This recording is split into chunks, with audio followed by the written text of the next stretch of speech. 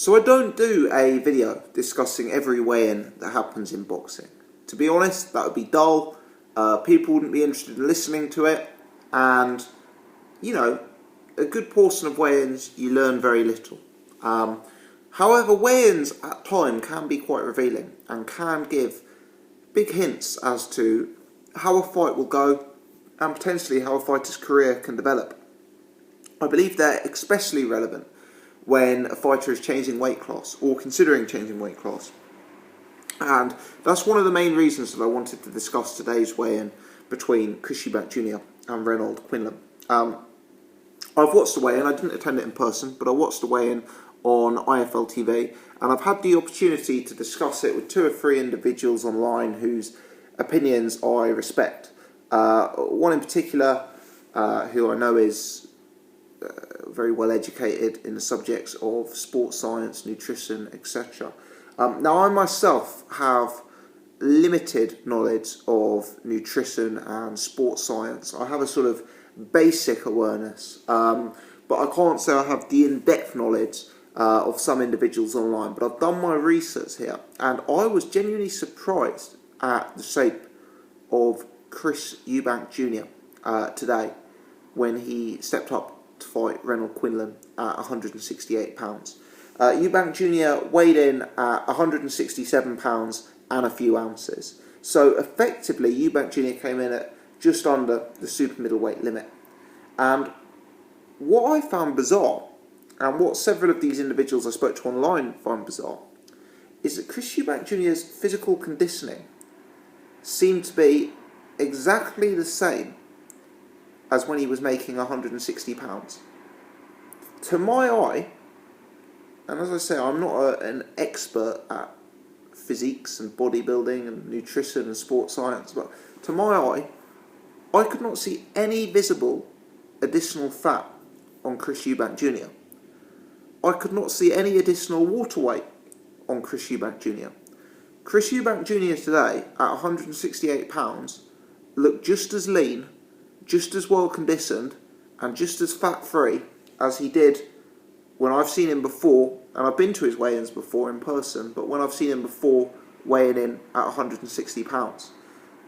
Now, that's very interesting, because if you've got a fighter at 160 pounds and 168 pounds with no or minimal additional fat and no or minimal additional water weight, that gap in weight, that 8 pounds, is presumably made up from muscle. And Eubank Jr. in the build-up to this fight, you know, I've noticed he's looking muscular. He's always been a kind of lean guy, but, you know, he looks like he's filling out his t-shirt a bit more. He looks like his arms are a bit wider. And, yeah, for me, Eubank Jr. made 168 pounds today. And he made it looking completely conditioned and ripped at that weight. I believe at this stage of Eubank Jr.'s career that we won't see him at 160 pounds again. Eubank Jr. has missed weight marginally on several occasions at 160 pounds. When I say he's missed weight, he's missed the initial weight and they've given him 2 hours to make it and he's gone and made it. So I'm not saying he's missed weight for fights, but he's missed weight at initial weigh-ins several times. As he's getting older, now he's had the experience of a full training camp and turning up to a fight weighing 168 pounds. I'm unsure whether he's going to be able to go back down to 160 pounds after this. Because the individual that I saw on the scales today didn't have 8 pounds of fat and water weight to come off. You know, Eubank Jr., if he'd made 160 pounds today, I believe would have been a corpse. I believe he'd have looked like a zombie. And given the way he fights, given the volume that he throws, given the aggression he brings to the ring, I'm not sure that he would be able to persist with implementing that style throughout his career if making 160 pounds in future.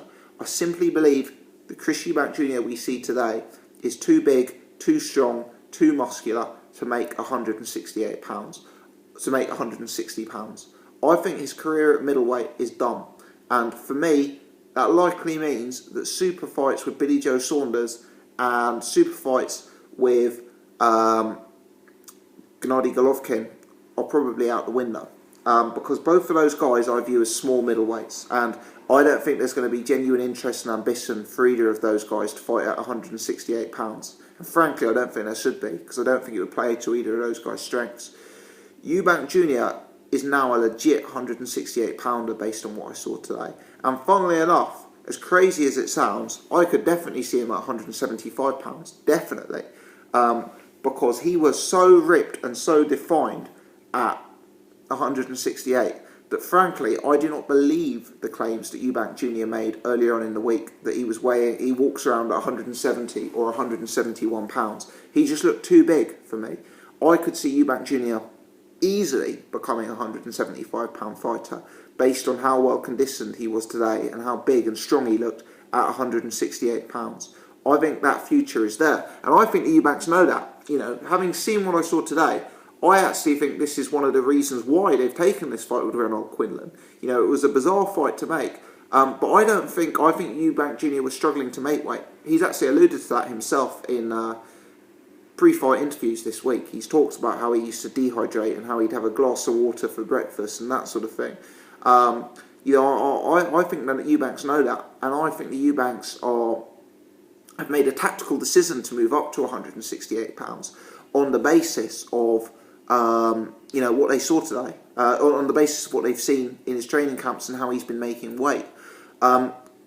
Recently, we've heard rumours that Eubank would potentially fight Groves. We've heard the Eubanks vocally calling out the likes of Andre Ward, James DeGale, those sort of guys. And I think that makes complete sense, because I think realistically they know that the 160 pound division days are probably over. And as with all fighters, once you've got experience of making weight at a higher weight class, it's even more painful mentally and physically to get down to that lower weight class. And the gap between middle and super middle is not a small gap. This is not the gap between bantam and super bantamweight. This is 8 pounds. That's a real substantial difference. And the man I saw on the scales today, he'd be unhealthy if he lost a further 8 pounds. So I think for Chris Eubank Jr fans and people following his career closely like myself, today was a relevant moment. I think it witnessed, in my mind, the death of his career at 160 pounds, and I'd be flabbergasted to see him make that again. Also, I've made several comments on this channel, several comments that long-term viewers will be aware of, that I have long suspected Eubank Jr will not be as effective a fighter at 168 pounds as he was at 160 pounds. I've always thought that one of the reasons Eubank Jr was so successful at middleweight was because of the size and strength advantages that he brought to the ring at 160 pounds. And I kind of believe that, like Martin Murray, like Arthur Abraham, when he stepped up to 168 pounds and when he lost those natural advantages, you know, we'd see a decrease in his ability to perform at the highest level. Having seen what I saw today, it's actually put that into question to me. I thought Renold Quinlan was going to be the big man there. You know, I thought Eubank Jr was potentially going to be looking like he had a smaller frame, and you know, maybe looking like he wasn't every ounce the 168 pounder. But what I've seen today, you know, questions that. He is still a superbly conditioned athlete, to me, to identical proportions at the new weight class.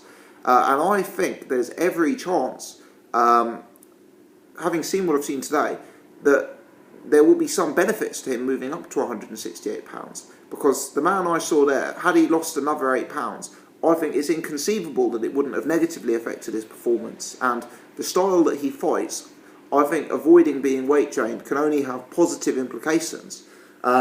Nevertheless, some of the points that I made do remain valid. You know, Eubank Jr has been used to forcing his style on smaller men. Men like Spike O'Sullivan, men like Billy Joe Saunders. Even if he's still a big guy at 168 pounds, he's not going to be as big in proportion when you compare him to some of the guys at 168 pounds. And, you know, there are monsters in that division who remain bigger than Eubank Jr, the likes of George Groves, the likes of Callum Smith, etc. you know, the power dynamic is still a key one for me. Eubank Jr. has never been an elite power puncher. How his power translates to £168 is interesting. I also think Eubank Jr. is very vulnerable to a boxer who boxes long and uses range and distance. Well, at £168, more guys, the guys like the Groves, the guys like Callum Smiths, are going to have that range advantage over him. So could that mean he's going to have more fights against boxers who want to keep him long, who want to jab against him?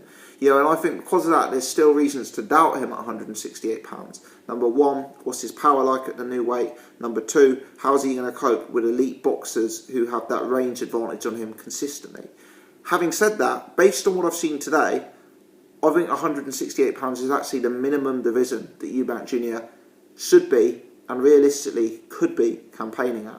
I don't believe it would be beneficial for him to ever consider going back below £168, even for a mega fight. I just think his career at 160 is over.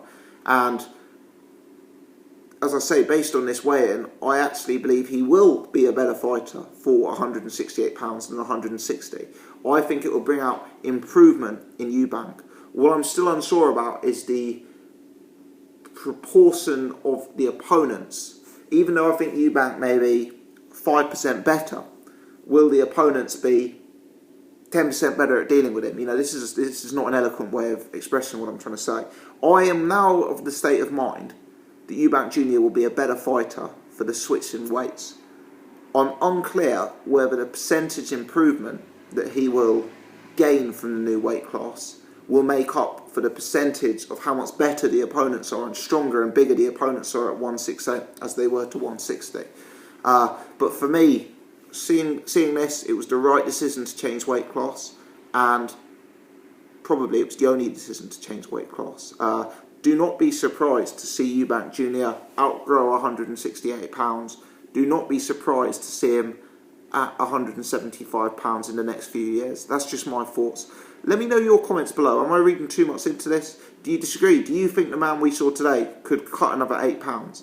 Do you disagree with my analysis? I'm effectively saying I saw no extra fat, no extra water weight, and I'm stand by that. For me, there wasn't much more to come off. Let me know your thoughts. Leave your comments in the section below. Do take the time to hit the thumbs up button to support the channel. And if you're new and you want to hear my analysis on the fight, hit the subscribe button so you can check out my other stuff. As always, appreciate you guys tuning in. Many thanks for watching.